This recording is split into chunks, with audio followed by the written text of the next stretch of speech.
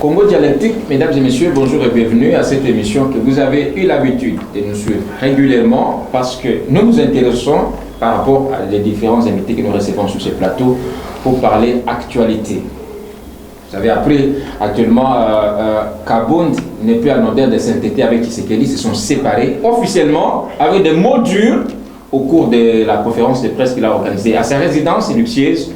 Nous allons le voir avec des invités. Est-ce que c'est la fin de Tshisekedi qui s'annonce avec le départ de Kabound? Nos invités nous le diront.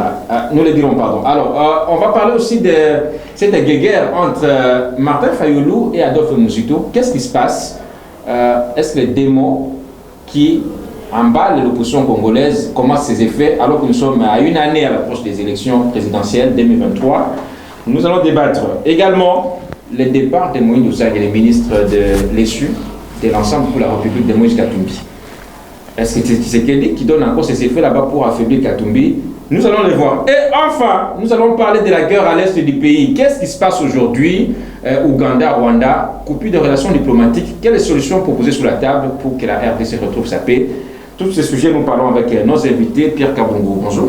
Bonjour Pierre Longa. Très ravi de vous retrouver après un moment donné. Le plaisir vraiment est partagé. On est là.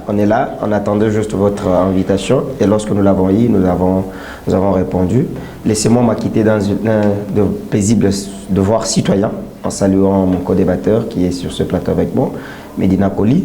Je crois que nous serons à la hauteur du débat pour que nous puissions apporter notre petite intelligence afin que les autorités qui nous suivent et les décideurs puissent parfois mettre ça en pratique pour le bien-être des Congolais. Pierre Kabongo, analyste politique, c'est bien ça?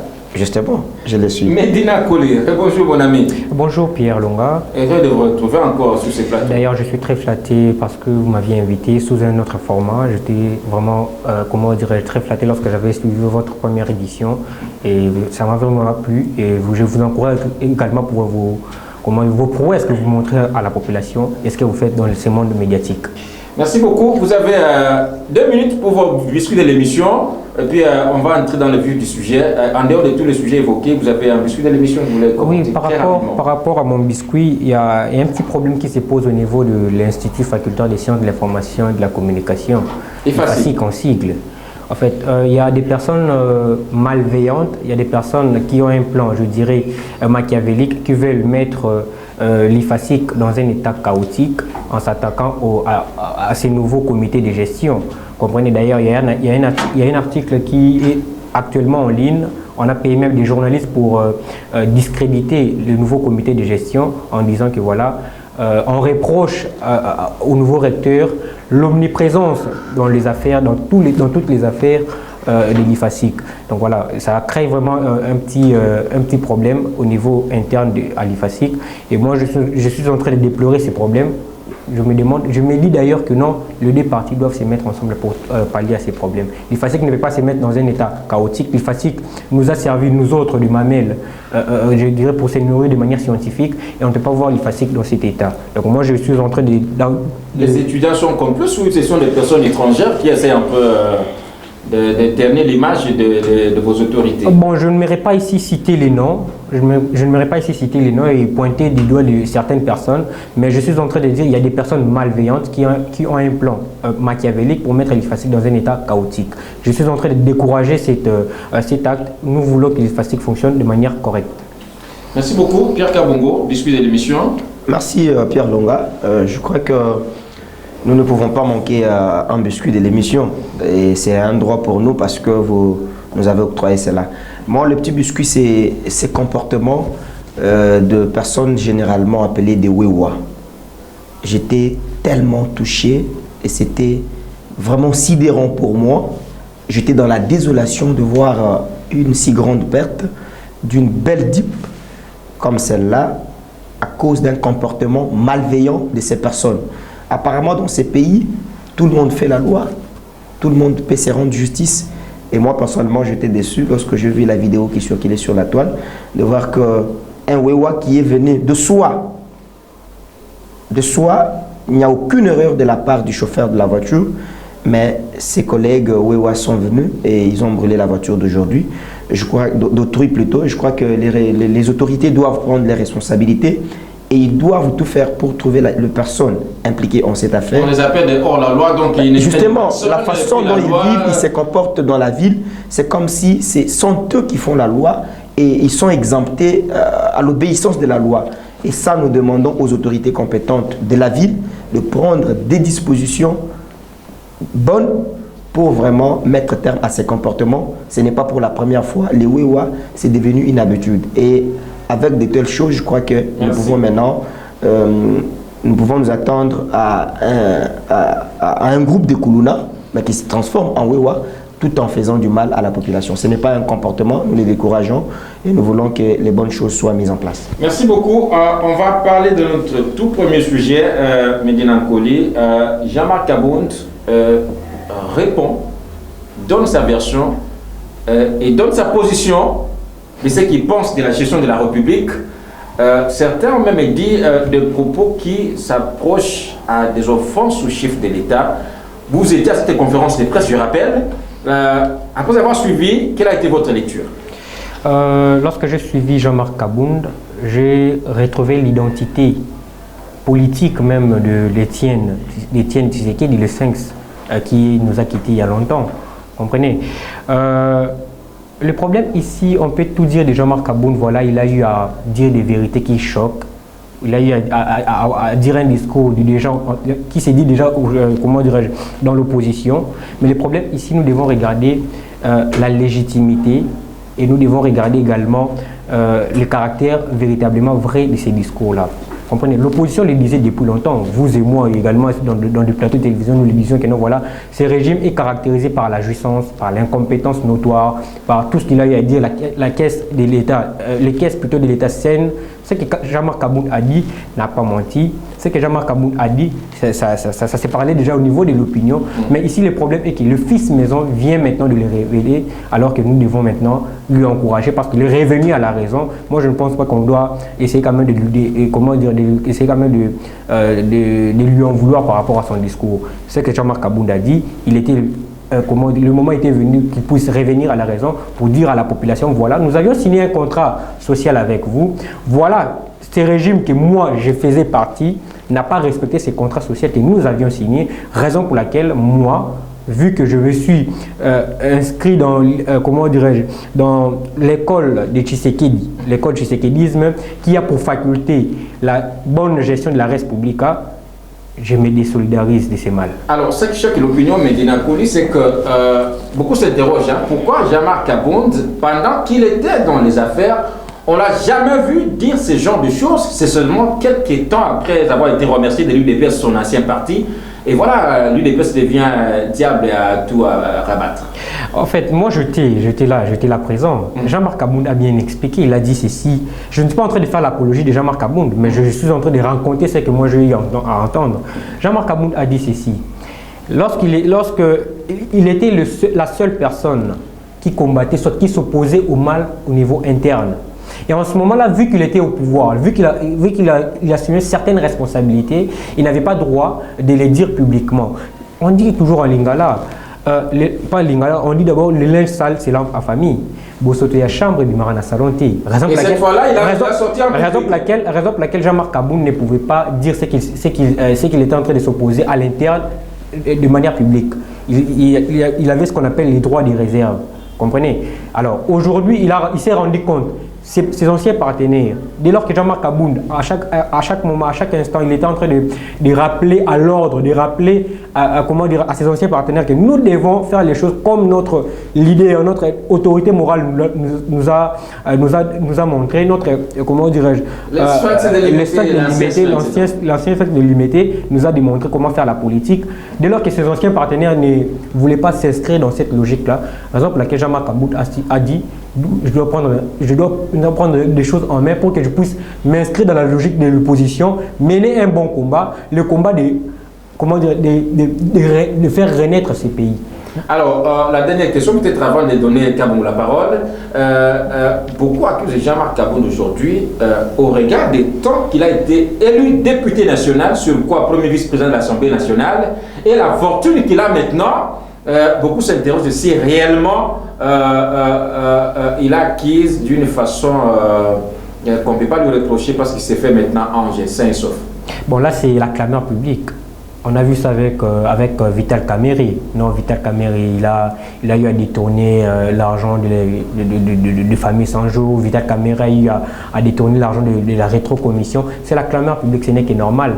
Laissons la justice pour faire son travail. Si réellement la justice va se saisir de ces dossiers, la justice va enquêter pour savoir comment Jean-Marc Aboud a eu à avoir tout ce qu'il a eu comme fortune et tout. Donc moi, je ne peux pas commenter là-dessus. Je pense que moi, je me réserve étant homme des médias, homme public. J'attends à ce que la justice puisse se saisir de ces dossiers et on verra la suite. Alors, Pierre Kabongo, Jean-Marc Aboud dit l'incapacité de ce régime de rétablir l'ordre et la sécurité à l'est de la RDC traduit vraiment la faiblesse au sommet de l'État. Vous avez suivi ces discours. Est-ce que Jean-Marc Aboud n'a pas dit tout haut ce que beaucoup murmurent en dessous des tables? Merci beaucoup, Pierre Longa. D'abord, je m'aimerais fixer l'opinion parce que souvent, lorsque je passe sur le plateau de télévision, il y a certains qui me disent que je n'ai jamais été tendre avec ce régime et je n'ai jamais eu un parti politique. Là, vous le savez, lorsque je passe dans un média, c'est juste pour faire mes analyses politiques. Et déjà, en amont, je m'aimerais informer à la population que je suis devant un fait. Les commentaires sont libres. Je suis en train d'analyser. Je vais faire une analyse froide par rapport à ce qui se passe actuellement dans les pays sans aucune prétention d'être dans un parti politique. Avant toute chose, laissez-moi un peu saluer la bravoure de Martin Fayoulou, Joseph Kabila. Oui, laissez-moi le dire. Je salue cette bravoure dans le sens où je sens que ces personnes sont constantes dans leur prise de position. À part ça, laissez-moi saluer la posture qu'incarne Vital Kamerhe, qu'incarne François Béat en tant qu'homme d'État. Et là, maintenant, je mets mes téléspectateurs en confusion parce que je ne sais pas où vous allez dire Pierre Kabongo. Et je suis tellement libre dans mes pensées parce que c'est un fait et je dois l'analyser. Mais j'aimerais recadrer l'ami parce qu'il a dit certaines choses qui ne sont pas vraies. Lorsqu'il dit qu'à l'UDPS, la seule personne qui s'opposait à certaines choses qui se faisaient à la présidence, c'est Jean-Marc Aboud, je dis que c'est faux. Nous avons assisté à des marches dans cette ville de Kinshasa. Les militants de l'UDPS qui marchaient contre le président de la République pour dire que ne fut jamais le choix de ces messieurs qu'on appelait à la CENI, lors de Janine Mabunda, comment encore les noms m'échappent. On a voulu les choisir. Ronsard Malonda. Vous savez, il y a eu même mort d'homme. L'UDPS s'est opposé à ça. Et dire ici sur un plateau de télévision à la population que c'est Jean-Marc Aboud le seul qui s'opposait à certaines décisions qui étaient prises, je dis que c'est faux. Non, des décisions qui partent à l'encontre. Non, il faut dire ce que je dis. À l'encontre. Vous aurez votre temps d'antenne. Je répète. Dire aujourd'hui sur un plateau de télévision que c'est Jean-Marc Aboud qui était le seul à s'opposer à certaines décisions qui étaient prises, je dis que c'est faux parce que nous avons assisté même à des morts d'hommes dans cette ville. Le membre de l'UDPS, nous avons taxé de l'UDPS un parti qui navigue sur la diversion en pensant qu'un parti au pouvoir, en même temps qui conteste, ça n'a pas de sens. Alors Médina, j'aimerais que vous soyez très rationnel dans vos analyses. Mais avant, aujourd'hui, d'analyser ou de dire, de démontrer la compétence notoire qui prouve ces régimes, laissez-moi, on doit revenir à l'autogenèse du problème. Est-ce que tout ce que Kabound a dit, ce sont des faussetés ou il y a quand même une vérité au regard? Je suis fortement désolé de voir. Je vous rappelle que vous avez un niveau élevé par rapport à Kabound. Ça, c'est une vérité incontournable et incontestable. On n'est pas venu ici pour insulter des personnes. Lorsque vous dites je suis désolé. Par rapport à Kabound. C'est un fait vrai. Donc vous affirmez que Kabound n'a pas de niveau intellectuel. Je confirme. Très bien. Et j'assume ça. Merci. Je dis ceci. Pourquoi je confirme ce que lui vient de me dire? C'est parce que je suis désolé de voir que quelqu'un comme vous soutenez quelque chose que tout le monde connaît. Même la maman marchande de Wenze de Zando connaît tout ce que Kabound a dit. Et j'aimerais que mon ami me rencontre sur les faits. En tout ce que Kabound a dit, qu'est-ce qu'il a dit de nouveau? C'est du copier-coller. C'est pourquoi j'ai dit Martin Fayoulou est constant. Et je salue cette constance. Joseph Kabila, dans sa prise de position, est constant. Aujourd'hui, est-ce qu'en termes du rang social qu'occupe aujourd'hui Kabound, il a les secrets d'État? Est-ce qu'il peut aller jusqu'à à dévoiler la petite causerie qu'il a entretenue avec le chef de l'État. Mais lorsque ça ne va pas, c'est un élu du peuple. Mais dans quel contexte? Il y a une catégorie qui s'est réjouie. Il a quand même le droit de dénoncer. La souffrance des Congolais n'est pas décriée avec Jean-Marc Kabound. La souffrance a commencé depuis très longtemps. Je vous donne un cas récent. Vital Kamerhe, qui a été publiquement insulté, qui a été publiquement touché. On est allé plus loin pour même toucher à sa personnalité. Personnelle. Mais en tant qu'homme d'État, il a gardé son silence. Nous avons vu Billy Kambal et son secrétaire général du parti qui a voulu s'attaquer au régime. Qu'est-ce qu'il a dit? Garde silence. Donc vous avez souhaité que Kabound se taise. Non mais c'est une sortie. Il a manqué une sortie. Il a manqué une sortie. C'était une sortie ratée. Moi je me dis, on doit commencer par faire un bilan. Kabound doit nous présenter les bilans en tant que lorsqu'il était président de l'UDPS. Je vous donne un exemple. Ça, ce sont des faits vrais. Medina, soyez calme. Allez-y. J'ai des faits. Soyez calme. Allez-y. Je sais bien que vous êtes en train de chercher un poste chez Kabound. Vous voulez adhérer dans son parti. Je ne m'attaque pas, c'est un fait vrai. Tout à fait. Allez-y. Je dis ceci. Le bilan des Kabound au sein de l'UDPS. Un bilan caractérisé par la corruption. Sous Jean-Marc Kabound, un bilan caractérisé par l'incompétence à outrance qui a atteint son paroxysme. Je vous donne un fait. En tant que président du parti ad intérim, dès son temps, combien de députés Kabound nous a sortis? Un grand parti comme l'UDPS. Vous savez, à l'Est, un seul député. Bandundu tout près ici, aucun député. Le Grand Équateur, aucun député. Un seul député au Bas-Congo et 30 députés au Kasaï. On ne peut pas compter les Kasaï parce que c'est le fief électoral de Tshisekedi. Ça, c'est un, au sein de l'UDPS. Il a volé l'argent des cadres des combattants. Je ne veux pas que vous parliez de mots forts. Voler l'argent, ça c'est dur. C'est pas moi qui l'ai dit, c'est le professeur Chilomo qui l'a dit. C'est un haut cadre du parti. Kabound qui donne des leçons aujourd'hui a volé l'argent. Excusez-moi, j'ai dit, il a escroqué l'argent des militants, des combattants. Ça, c'est un fait. Au niveau du parti. Allons-y au niveau de l'Assemblée nationale. Depuis que Kabound est élu député national, quelle est la loi qu'il a initiée? Un projet de loi qu'il a initié qui va dans le bon sens de la population. Ça, c'est en tant que député. Il est devenu président, le vice-président de l'Assemblée nationale. Donc, dans tout ça, pour dire que Kabound n'a pas de leçons à donner au régime en place. Aucune leçon, c'est une sortie ratée. Il n'a fait que du copier-coller. Il a pris tout ce que Martin Fayulu nous dit, tout ce que le FCC nous dit, tout ce que le PPRD nous dit, tout ce que Moïse Katumbi nous dit. Moi, je connais que c'est que le régime est caractérisé par les compétences. Et je suis désolé que Medina puisse aujourd'hui prendre ça comme quelque chose de nouveau. Alors, Pierre Kabongo, il ne faut pas qu'on s'éternise sur Jean-Marc Kabound. Non, on doit s'éterniser sur lui. Beaucoup aussi se reprochent au président de la République. S'il savait que Kabound c'était un incompétent, pourquoi l'a-t-il désigné président en intérim du parti? Mais écoutez, ça c'est au niveau interne. Ça ne concerne pas la République. Ça ne concerne pas la République. C'était au niveau interne. Et moi, là où je donne tort au président de la République, c'est qu'il avait donné beaucoup de pouvoir à Kabound. Beaucoup de pouvoir à Kabound. Et voilà, aujourd'hui, ça paye cash. On n'insulte jamais la personne qui vous a nourri. Aujourd'hui, tout ce que Kabound a, la villa qu'il a, l'école qu'il a, les stades qu'il a construits, le carré minier qu'il a, toute la fortune que Kabound a, provient d'où? C'est provient de Tshisekedi. Tous les avantages que Tshisekedi lui a donnés.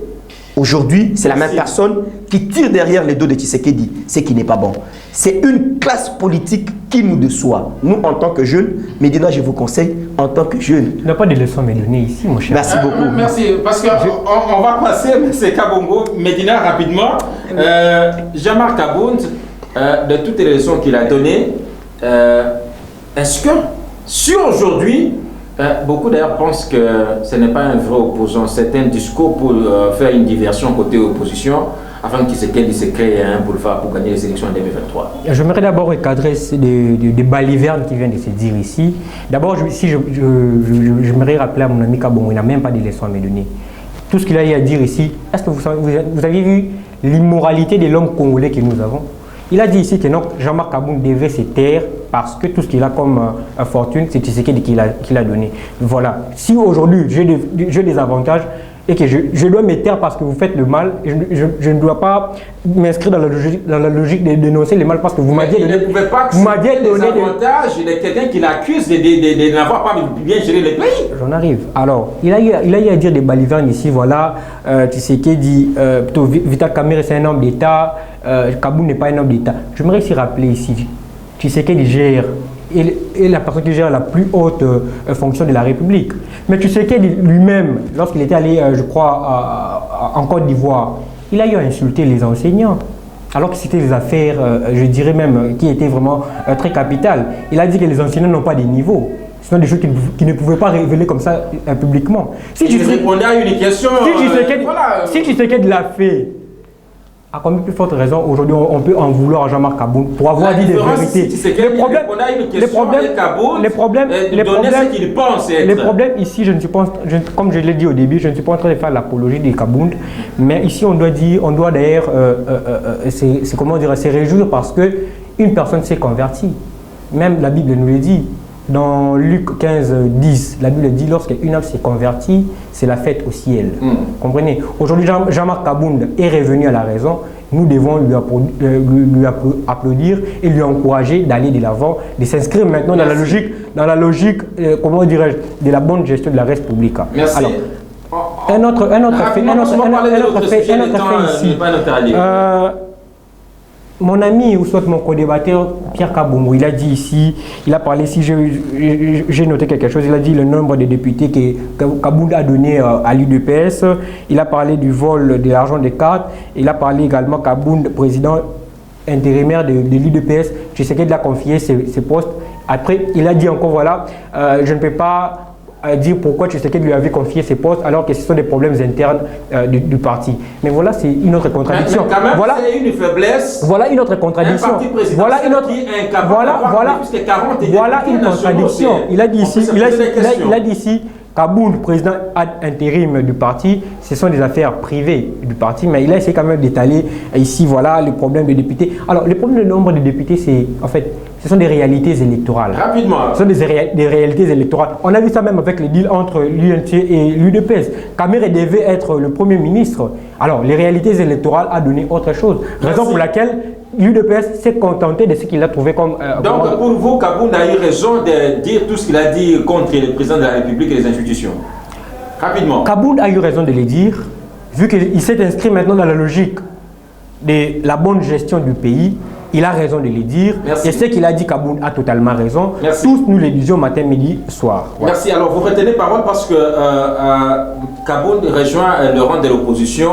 On a comme l'impression que l'opposition prend un peu plus de volume. Vous avez Kabila, vous avez Martin Fayoulou, vous avez Adolphe Muzito, Mateta Ponyo, pour ne pas les citer, etc. S'ajoute aussi Kabound. C'est une victoire assurée aux élections de 2023 lorsqu'on connaît que les opposants, il y a toujours un démon des divisions qui les caractérise à ces coalisants. Vous avez Fayoulou, Adolphe Muzito, Jean-Marc Kabound, Joseph Kabila, Mateta Ponyo. Ça ne va pas poser question de leadership. Qui va gérer qui finalement? C'est un boulevard qu'on ouvre à Tshisekedi. C'est ça le problème en fait de l'homme. Pas de l'homme politique, le problème de l'opposition politique congolaise, comprenez? C'est le manque ou soit la carence de leadership. On est tous, nous partons vers la course de leadership en fait. C'est ce que même a tué l'opposition, comment la Mouka à l'époque. Depuis Genève. Depuis Genève, comprenez? C'est un peu ça. Mais moi, j'aimerais ici conseiller à l'opposition congolaise de se mettre ensemble, de voir dans la mesure du possible comment on peut sortir le pays dans le gouffre que Tshisekedi nous a mis. Comprenez? Donc, mettons de côté, comment dirais-je, nos prouesses, nos égos pour se mettre ensemble, pour voir comment dans la mesure du possible nous allons relever ces pays qui a été longtemps mis dans le gouffre. Merci beaucoup. Alors, Pierre Kabongo, l'opposition augmente ses rangs. Jean-Marc Kabound et tous ces leaders dont j'ai précité avec Medina. Est-ce que il ne se serait pas en train de peaufiner des stratégies pour étouffer Tshisekedi en 2023? Justement, c'est des bonnes guerres. C'est un jeu dans la politique, c'est des bonnes guerres. Et surtout, il n'y a pas cadeau en politique. Entre Fayoulou et Mozito, au niveau de la Mouka, on a comme l'impression que l'opposition se divise avant même qu'on y arrive. J'en viens. J'ai entendu des choses qui m'ont fait très mal au cœur ici. Aujourd'hui, Médina se transforme en pasteur, pour nous donner l'exemple. Alors, si nous disons aujourd'hui que Jean-Marc Abound s'est converti, disons aussi que Moïse Nozangui s'est converti, il y a d'autres partis politiques qui s'attachent au président de la République. Acceptons qu'ils se sont convertis. Ça, c'est la logique simple, c'est long. C'est que vous avez donné, vous l'avez même appuyé avec un verset biblique. Chers amis, ayez le temps de lire. Ça, c'est un conseil.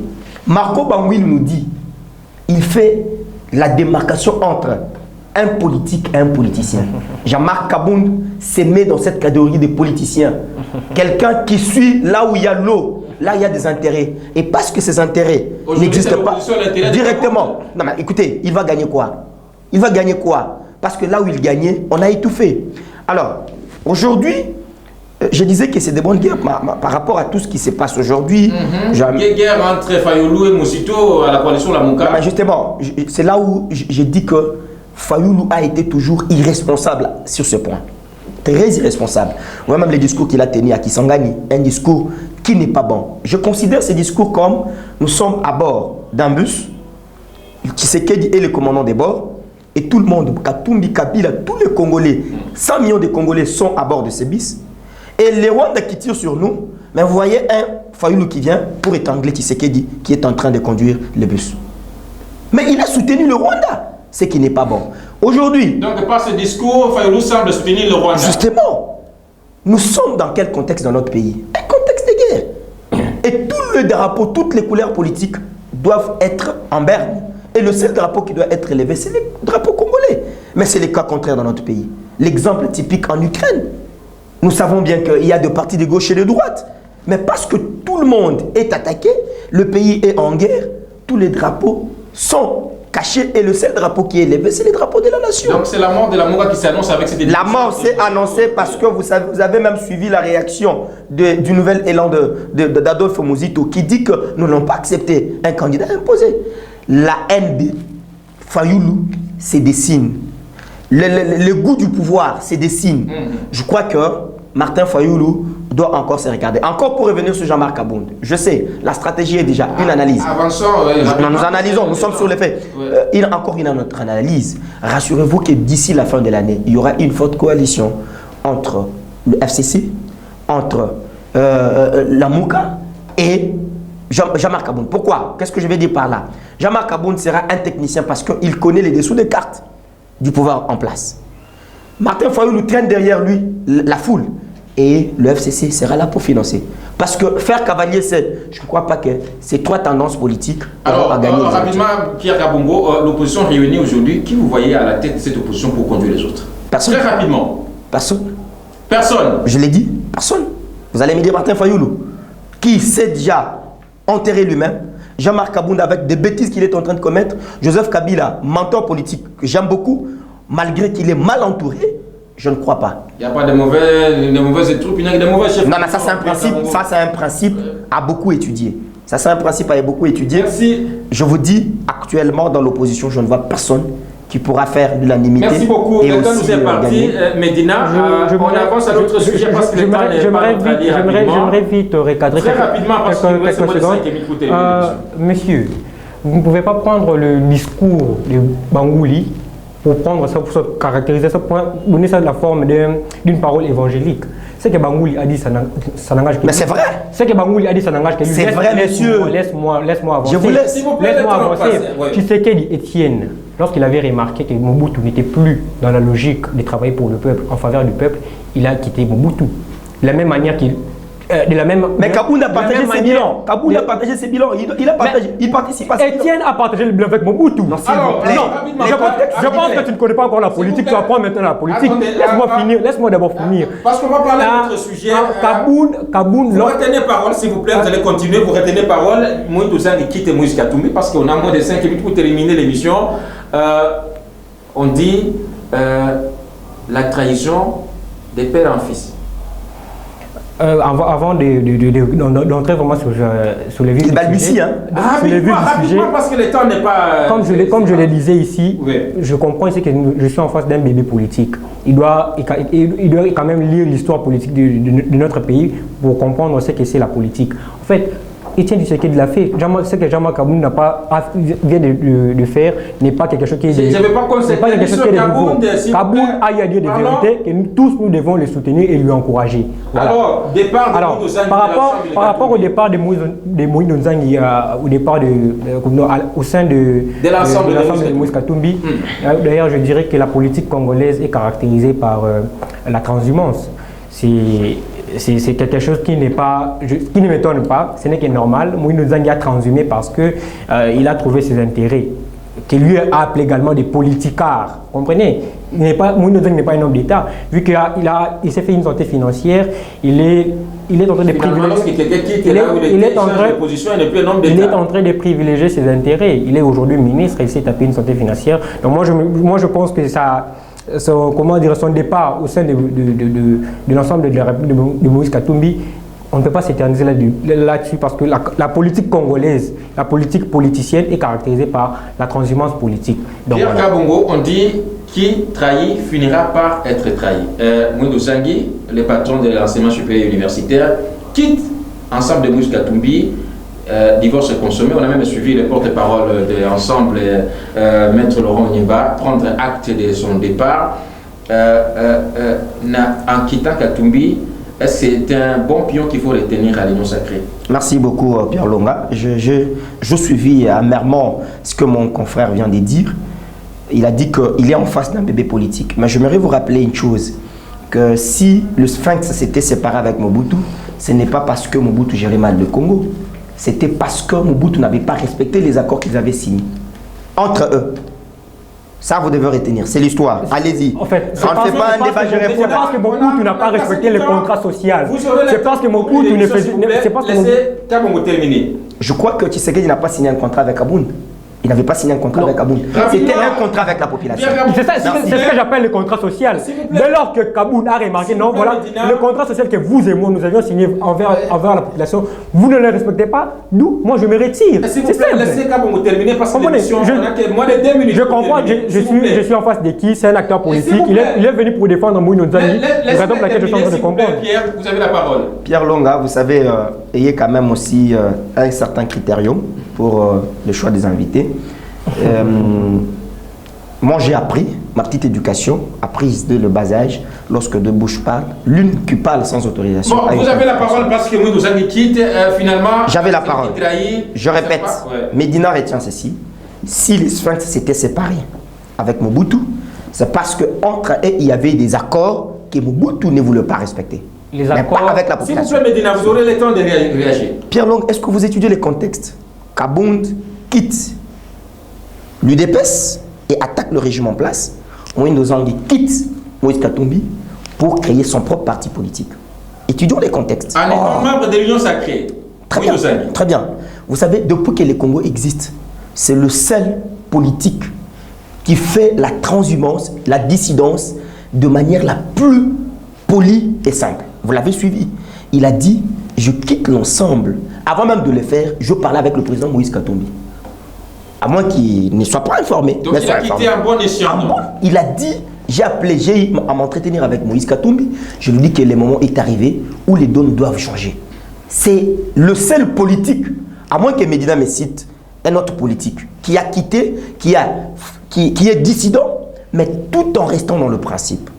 Alors, je crois que aujourd'hui, Tshisekedi peut se taper la poitrine, partant de la logique de Medina, pour dire que lorsque Kaboun s'est converti, nous devons l'applaudir, nous devons accepter. Applaudissons aussi que Moïse Nzangi, aujourd'hui, a quitté, s'est converti. Il a maintenant adhéré les camps du régime en place. Maintenant, vous savez, le plus bon c'est quoi? À la différence avec Kaboun, lui a au moins des députés. Il a 8 députés nationaux, il a un député provincial et un sénateur. Et vous avez vu même, justement, c'est la politique. Lui, lorsqu'il tape de... Non mais écoutez, c'est la politique. Alors, je vous dis, rapidement, parce qu'on a fini l'émission. Vous avez suivi lors du lancement officiel du parti. Il y avait des cadres, des ministres, pas les hommes de la presse, pas les militants. Il y avait des ministres, des députés qui étaient venus assister à cette sortie officielle du parti politique. Alors, rapidement, Pierre Kabongo, je crois que ce sera votre dernier mot de cette émission. En tout cas, la guerre à l'est du pays, est-ce qu'il faut couper les relations diplomatiques entre le Rwanda et l'Ouganda face à la RDC parce que nous sommes attaqués via la M23 que ces deux pays soutiennent? Je crois que c'est une question que j'ai déjà répondu une fois sur ce plateau. La simple chose, je vous avais dit autrefois que Vincent Karega doit quitter le pays, il doit être expulsé. Deuxièmement, nous devons arrêter les relations diplomatiques. Et je crois en ce temps-là, mon co-débatteur m'avait dit, non mais écoutez, on ne peut pas arrêter des relations diplomatiques comme ça. Oui, pour un temps, on les arrête, on arrête l'hémorragie à l'Est, et après, les négociations viendront, et nous allons renouer nos relations diplomatiques. Medina Koli, coupure de relations diplomatiques Ouganda-Rwanda face à la RDC, ou des négociations diplomatiques comme ça continue pour aboutir à la paix? Je pense que mon co-débatteur, il est toujours émotif, comme il a toujours été. Ouais. Le problème n'est pas de couper les relations diplomatiques. Déjà, aujourd'hui, le Rwanda souffre économiquement parce que notre gouvernement a eu à stopper avec les accords économiques qu'ils ont eu à signer. Ce sont des relations diplomatiques qu'il ne comprend même pas. Laisse-moi finir. Non, ils partent vite en besoin en disant qu'on doit chasser Karega. Lorsqu'on chasse Karega, on coupe de manière, je dirais, de manière totale. Nous l'avons vu en Afghanistan. La RDC ne sera pas le premier pays à le faire. Ce ne sera pas une solution pour que la paix de manière totale. Aujourd'hui, pour que la paix puisse revenir à l'est du pays, c'est à nous. Par rapport à notre diplomatie, nous devons bouger les lignes. Comment on va bouger les lignes? Cette diplomatie qui n'est pas écoutée. Comment nous allons bouger les lignes? Comment nous allons bouger les lignes? J'aimerais que mon co-débatteur puisse prendre le stylo et noter. Je vais lui enseigner. Rapidement, on a fini. Alors, le problème c'est quoi?